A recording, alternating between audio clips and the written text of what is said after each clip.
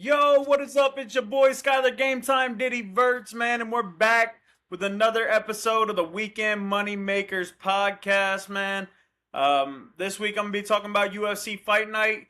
You got Manel Kape versus Horiguchi 2. If y'all didn't know, this is a rematch. They didn't fight in the UFC, but they did fight in Rising.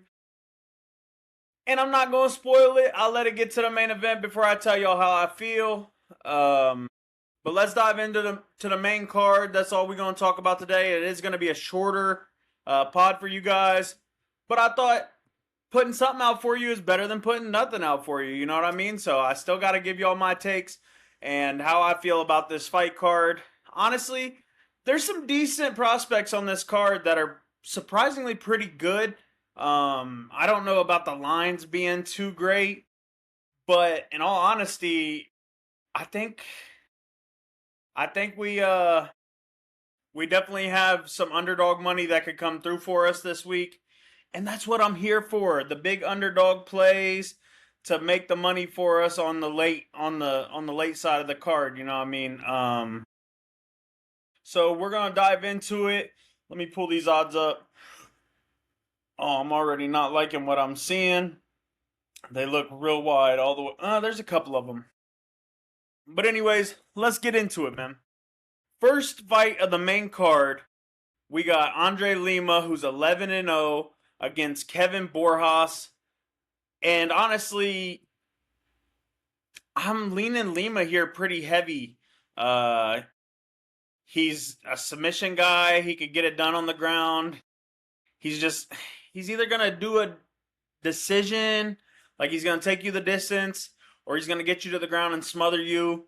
And honestly, I don't think I have to say much about this matchup for the simple fact that it's a minus 600 favorite.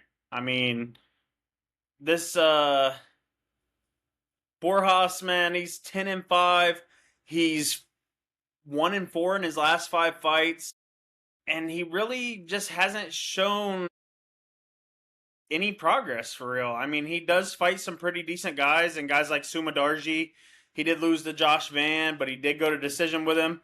But yeah, I don't think there's much to talk about here. I just think it's going to be a clean sweep. I could honestly see this being most likely decision for Lima. Yeah, I'm leaning Lima decision hard. So that's where my money going to be at. So if y'all think that's true, follow up. But there is a way he does get a sub here. You know what I mean? He could slip one in there, so make sure you hedging. The next fight, we got Vinicius Oliveira versus Andre Fili. I'm going lock dog, man. I'm going Vinicius. Bro is filthy. He got nice hands. He really controls the distance. But he does have some questionable things that he does. Like, he can be subbed, you know what I mean? But I don't see this happening in this fight. Like, you got a guy in Fili who, honestly, over his last 5 fights, he's 2-3. He's lost by decision and been submitted and KO'd. So he went for the cycle. In the last 5 fights, he's been knocked out, he's been beaten to decision, and he's been subbed. I know he is fighting some pretty high-level guys like Dan Ige. He did beat Cub Swanson. He lost to Milky Costa. He beat C-Rod, who we will talk about here in just a little bit. And then he lost to Jose Delgado. But you got a guy in Vinicius who, like, the only recent loss over his last 5, he got subbed by Mario Batista, which I don't think there's really any shame in that. He beat Kyler Phillips. He beat Syed Nurmagomedov and Ricky Simone and Sopaj. I mean, I wouldn't say his level of competition is the same as Fili, but I also don't see him losing to the guy at the level of Fili. So I'm pretty high on Oliveira. And I honestly could see, like, he has a decision, KO by the flying knee over Sopaj. But when he fights those higher level guys like Nurmagomedov and Ricky Simone, Kyler Phillips, he just goes to decision. So this might be a decision as well. I'm leaning submission, or I'm leaning decision here. But I could also see him knocking Fili out.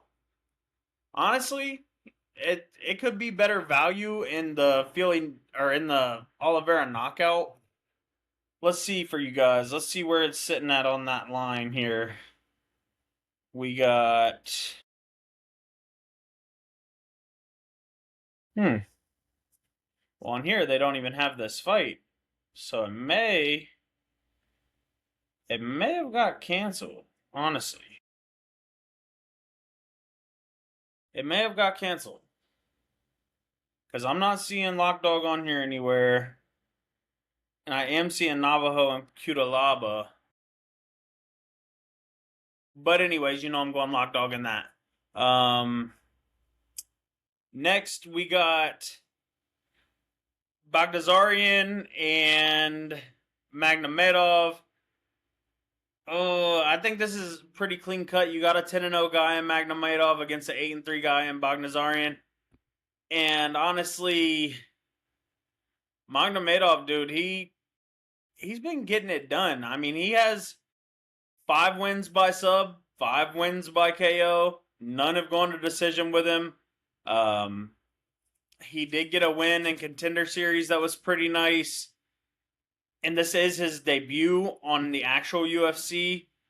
When he fought on the Contender Series, he beat a no-name in Zurcher, who was 9-0 at the time. I wouldn't say he's a no-name. I mean, dude was 9-0, and he KO'd him. So, I could see that being the same case here with Baghdasaryan. And, yeah, we'll move on to the next one. Like I said, this is going to be a short pod for y'all. Just giving you my leans, and I might make a couple plays right here at the end for y'all, just so you have kind of where my head is. So we got the fourth fight that I'm gonna be talking about. You got C-Rod and Hyder Emil. Honestly, C-Rod is a prospect killer, man. I know I said this about Derek Lewis last week, and he went out there and got killed. But honestly, I changed my mind, bro. I changed my mind. I mean, you have a guy who, in Hyder Emil, who really hasn't fought like the same level of competition that Rodriguez has. But at the same time, over his last 5, he's 2-3. He got subbed. He got a decision. And he lost to Andre Fili. Oh, that's kind of getting ugly. I know that Emil is coming off of a 2-fight loss streak against Delgado and Emmers. But honestly, I'm leaning dog money here. I'm leaning Hyder Emil. I don't know. I could be making the wrong play there, but in all honesty, I like Hyder Emil more in this fight. Even though C-Rod does have a reputation for beating on prospects, this guy has been around for a while. So do you really call him a prospect? He has 6 KOs. He's only lost a KO 1 time. He's got a sub win, and he has 4 decision wins, and he's lost a decision once. So he's 3-2 in the UFC. Yeah, I think I'm gonna have to go Hyder Emil, bro. I really like C-Rod as much as I do like him. Like, he is a good fighter. He is he's got 3 knockouts. He's got 4 sub wins and 5 decision wins. He's lost it by decision 3 times, and he's been subbed once. So that could be a difference maker. We could see C-Rod going in here and trying to getting Emil to the ground and trying to get him out of there that way. But like I said about Emil, I don't think he has a loss to submission yet. No, he doesn't have a loss to submission. He does have a win in the submission in the first round. But most of his KOs come in the second round. 5 of his 6 came in the second round. So I'm kind of leaning the KO for Emil if he can stay on his feet and keep active. So yeah, that's where my play is here. Hyder Emil. Now we'll get to the next fight for y'all, where we got Navajo Sterling versus Cutelaba. It's the co-main event of the night. if you've been watching UFC here recently, Navajo has really came onto the scene. And dude is nasty with his hands. He does have a couple decision wins. He has 2 knockouts in his last 5 fights and 3 decisions. Since he's been in the UFC, he's 4-0. And he beat Bruno Lopez by punches and elbows for mount. Got him on the ground and got him done. And then he beat Philip Lotsu in his debut, in his Contender Series fight, which I don't really hold any value to. We're on the other side. You got Cutelaba, who lost to Philip Lins. He beat Ivan Arslan, and then Ibo Aslan. Those are 2 different people, just so y'all know. He lost to Bukakis by split decision, and he beat Omar Sy by submission. Honestly, if it's not a submission for Cutelaba, then it's a knockout for Sterling, is the way I'm seeing. I do like Sterling a lot. He's really erupted since he's came on the scene, and this is one of your better up and comings in this weight class. He has 5 KOs, dude. Like, he's got 2 KOs in the first round, 2 KOs in the second, and 1 in the third, and he has 4 unanimous decisions. If it goes to the cards, he wins. You know what I mean? Like, he just dominates for the whole fight, and that's really what I like about him here. So I'm going to be riding high on Navajo Sterling. And then I really am not a fan of Cutelaba. But this brings us to the last fight of the night, man. This fight is going to be the whole reason you want to watch this card. Horiguchi, he already fought Manel Kape in Rising. He submitted him in the 3rd round, late in the fight. But he dominated him against the fence the whole time. Like, he was pressure wrestling him, controlling the speed of the fight. As much as Starboy is coming up, man, and everybody loves Starboy right now in this division, I think Kyoji Horiguchi is really his kryptonite. Like I said before, shout out Draco in the background. Boy don't know what to do. He's tripping. He ain't usually up here in the pod room with his dad while he's recording. But Horiguchi is really Manel Kape's kryptonite for the simple fact that if Kape can't get his hands going, what's he going to do? You know what I mean? Like, what is he really going to do if he doesn't have his hands to work with? He does have 5 sub wins, but he has 2 sub losses. I mean, one of them obviously to Horiguchi. But where he wins most, he has 14 knockouts, 8 of them in the first round, 3 in the second, 3 in the third. I don't see him getting the chance to let his hands go like people think he's gonna. And he's sitting at the favorite right now. So I love the play on Horiguchi at plus money. Horiguchi in his last fight, dude, looked so dominant at just controlling the pace and not letting nobody get off. Like, you got to think, in the UFC, he's not a new guy. Like, he's been around for a long time. He's fought some of the greats in the UFC. He has names like, Sergio Pettis was in Rising. Let me scroll down to his UFC career. He lost to Demetrius Johnson for the belt. No shame in that. That's his only loss in the UFC. His only loss in the UFC was to Demetrius Johnson. That, I don't think there's any shame in that. Probably one of the best ever in this division. And honestly, I could really see this being a Horiguchi domination match. I really do. I don't think he gets him out of there with sub late like he did in Rising, but I do see him coming out and just controlling the pace. He has 15 decision wins and he has 15 knockout wins. I would sit on either one, you know what I mean? Like, he has 10 KOs in the first round. He has 15 unanimous decisions. He only has 2 L's by decision, and one of them was by split and one is by unanimous. There's only one person that's made it look unanimous against him. And honestly, I gotta go with Horiguchi here, bro. I really do. I just like him. I do like Manel Kape in certain matchups when he's able to stay off the ground and really create space and make it happen on his feet. But I really don't see that being the case here. I don't. Um, he's 7-3 in the UFC. He's lost to Muhammad Makayev. He lost to Pantoja, which you can't fault him for that. And he lost to Matthias Nicolaio, which that was a split. I don't really know how he lost like that. He's beat Ode Osborne, striker. He beat a lot of these guys, man. Like, he's beating striking guys, you know what I mean? So, Brandon Royval, he beat him by strikes. He's not really winning these fights against these dominant wrestlers. Like, quit! Man, you see why I don't be having him in the podcast room? Athena, get off the bed. Now. Get down. Get down.